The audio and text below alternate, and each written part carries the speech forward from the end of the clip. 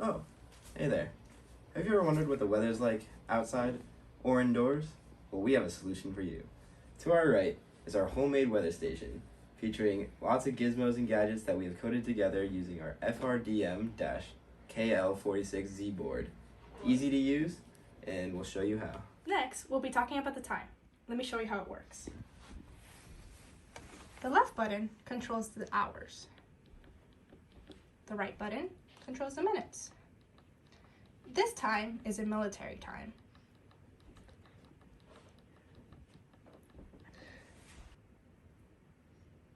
Beautiful. After 1 minute, the right button will let us go to the next thing. As you can see, the time already changed. So now we're going to be showing you the next feature of our weather station. Once you've waited the allotted 30-second idle time, you will now switch into the display for the wind speed. Our wind speed for our weather station is displayed using an anemometer. We're going to have Leo demonstrate the wind. Go for it, Leo. As you can see, as Leo blows harder and harder on the anemometer, the meters per second time is going to go up. Leo, bring it to a pause. Let's see it go down. Now you can see that the display will go back to 0 meters per second. And that's our anemometer. Now we're going to show you the next part of our weather station, which is the wind vane. When I click the right button again, it's going to show me cardinal directions based off the movement of the wind vane. Here we see east. And Leo, can you just change it? We're going to see that the cardinal direction changes as Leo moves the wind vane. So we have north, northwest, west, southwest, south, southeast, east, northeast. Our final feature of our weather station is our rain gauge. As you can see here, to switch to the rain gauge measurement, we click the right button. Currently, 0 milliliters of rain have fallen. How this works is there's a little bucket inside. When the bucket fills up to roughly 14 milliliters, it'll tip over, indicating to our board that 14 milliliters of rain has fallen. Our assistant will demonstrate.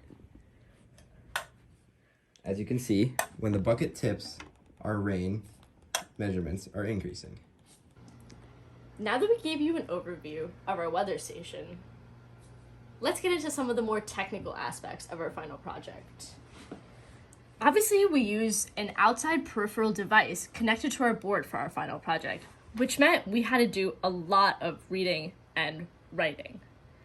We used the manual for the weather station heavily. We read through this to figure out how we can interconnect this to our board. Once we had that down, we started searching around to see if we could find online open source codes that we could work from. We came across a GitHub repo that uses Arduino code, and it had a lot of the components that we needed for our code. So we got a look at that, and we used it a lot. Once we had those two pieces of information, we went back to our board manual itself so we can figure out what pins to solder.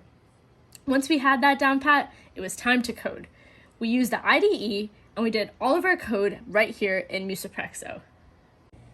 When it came to testing our project, we started off with the display.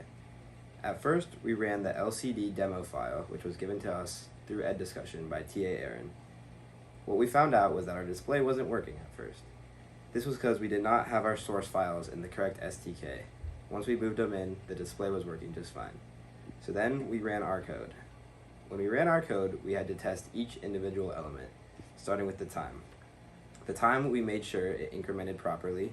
When you click the left button, it incremented hours, right button incremented minutes. When it hit 59 for either, it incremented the hours, and when it was 23:59, it incremented back to 0000. So you never eclipsed over 23 hours. Next, we checked our wind speed. The wind speed, we made sure when the wind anemometer spun faster, we got a higher number, and when it went back down to 0, it displayed 0. We then checked our wind vane. The wind vane works by, when it's pointing in a certain direction, it sends a certain voltage to the board. So say it's pointing north, it would send 2.53-ish volts to the board, which we then would display N. We checked every direction and made sure when it was pointing in that direction, that our display properly showed the correct cardinal direction. Our final check was the rain gauge, which we made sure when the bucket tipped that the display acknowledged that the more water had fallen and it updated properly. Thanks for watching! Woo!